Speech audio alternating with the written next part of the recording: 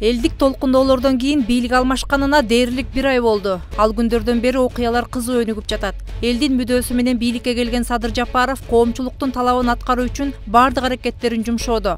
Мамлекеттин эсебинен байып, акчаларын өлкөдөн чыгарып кеткендер, тендердин эсебинен пайда таап кымырып алгандар жана коррупциялык аракеттерге тиешеси барлар каражаттарды өлкө казынасына төгүп берүү үчүн 1 айлык убакыт берилген. Андан бери 2 апта өттү. Алгачкы натыйжалар байкалып, 600 миллион сомдун тегерегиндеги каражат казынага түшкөн.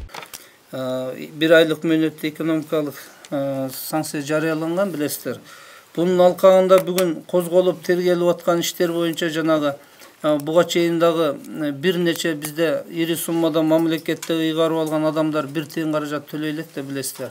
Ушул жарлыктын алкагында бүгүн 1,5 миллиард 382 400 миллион сомго жакын каражат бүгүн кылмыштер, бир нече кылмыштер бар. Ушул боюнча бүгүн мамлекеттин казынасына келип түштү. Башка мамлекеттер менен болгон мамиле акырындап жөнгө салынып келе жатат. Өзбекстандын президенти Садыр Жапаровду алгачкылардан болуп куттуктаган. Тышкы иштер министри Руслан Казакбаев түрк бизнес коомчулугу менен жолугушуу өткөрүп, соода-экономикалык кызматташуу боюнча диалог түздү. Анда түрк ишкерлери менен болгон баарлашууда туш келип жаткан көйгөйлөр да ортого салынып, бизнести коргоо үчүн кеңештер айтылган. Ошондой эле Руслан Казакбаевдин Москвага болгон иш сапарында Россиядагы кесиптеши Сергей Лавров жана башка мекемелердин жетекчилери менен жолугуп, канттагы авиабазаны кеңейтүү боюнча ойлорун ортого салган. Обсудим сегодня, конечно же, и наши планы по дальнейшему углублению союзничества, стратегического партнерства во всех областях. Очень рады вас видеть. Добро пожаловать. Ал эми Садыр Жапаров түштүк жергесине иш сапары менен барып, жергиликтүү эл менен кеңири баарлашып, көйгөйлөрүн угуп, пландарын бөлүшүп кайтты. Алдын ала даярдалбаган, протокол менен чектелбеген, формалдуу эмес жолугушуулар кызыктуу өтүп жатты. Эң башкысы элдин көйгөйлөрү эркин айтылып, аларды жеринде чечүүнүн жолдору белгилүү болду. Президент менен ачык, маңдай сүйлөшүү 30 жылдан бери биринчи болушу деп эсептейм да. Мен ушул себеби мени 2 жолу Атамбаевка да киргизбей коюшкан меничи. Фамилиямды бир күн мурун жаздырып, сурансаман киргизген эмес.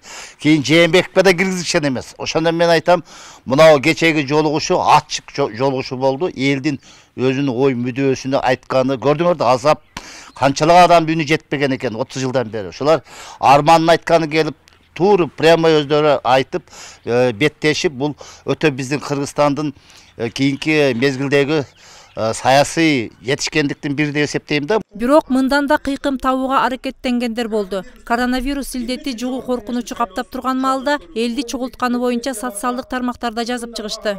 Эмне үчүн Баткен жергесине келип атам биринчи? Анткени чек ара маселесинде эки мамлекеттин ортосунда жаңжал чыгып кетип атат. Улуттар аралык жаңжалдар бар. Мына оорудан дагы булар өтө коркунучтуу болуп турат да. Ооруну жеңсек болот. Ооруну медицина кызматкерлери жеңет, өзүбүз жеңебиз, сактанабыз дегендей. Эки мамлекеттин ортосунда чыгып кете турган жаңжал болсо, улуттар аралык болсо, муну токтотуш кыйын болуп калат, күчөп кетсе. Ошондуктан мен сиздердин алдыңыздарга келип отурамын. Ошол эле учурда Садыр Жапаровдун аброюна көө жабууга да аракеттер болууда. Мындай ыплас каралоолорго чет өлкөлүк басылмалардын аралашканы өкүнүштүү. Foreign Lobby Report сайты АКШнын юстиция министрлигинин маалыматына таянып, Садыр Жапаров башында турган кыргыз өкмөтү Dickens and Madson Canada компаниясы менен экономикалык каатчылыкка байланыштуу эл аралык жардам алуу максатында $1 миллион келишим түздү деген маалымат жарыялаган. Бирок президенттин милдетин аткаруучунун маалымат катчысы Галина Байтерек мындай маалыматтарды төгүнгө чыгарган билдирүү таратты. Биздин мыйзамдарга ылайык мамлекет жеке тараптардын өз ара келишимдерин көзөмөлдөбөйт. Андыктан мамлекет башчы бул сыяктуу келишимге кол коюшу мүмкүн эмес. Ага кол койгондор Садыр Жапаровдун атына жабынышы мүмкүн. Башкача айтканда, президенттин милдетин аткаруучунун бул документке эч кандай тиешеси жок. Эл аралык практикада каралоонун мындай ыкмалары кеңири колдонулат. Кайсы бир мекеменин маалыматына таянып, адамдын беделине доо кетирүүгө аракет кылышат. Ал маалымат расмий түрдө төгүнгө чыгарылып, чындык ачыкка чыкканча, терс маалымат калың элдин катмарына сиңип кетип, каралоого кабылган адам жаманаттуу бойдон кала бериши ыктымал. Өзгөчө шайлоо алдында мындай ыплас технологиялар элдин башын айлантуу максатында колдонулары жалпыга маалым. Бирок мындай каралоолорго карабай Садыр Жапаров эл үчүн кызматын улантууда.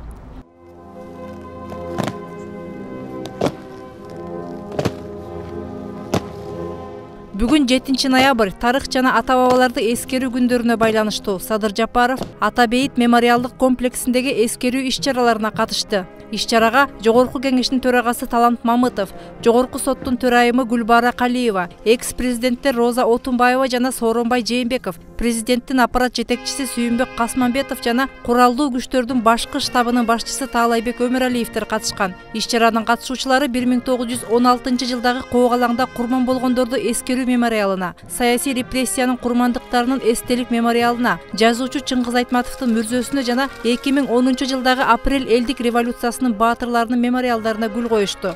Аларга багышталып Куран окулду. Bismillahirrahmanirrahim. Elhamdülillahi Rabbil alamin. Dünya hasana ve fil ahireti hasana ve qina azaban nar bi rahmetike ya erhamer rahimin.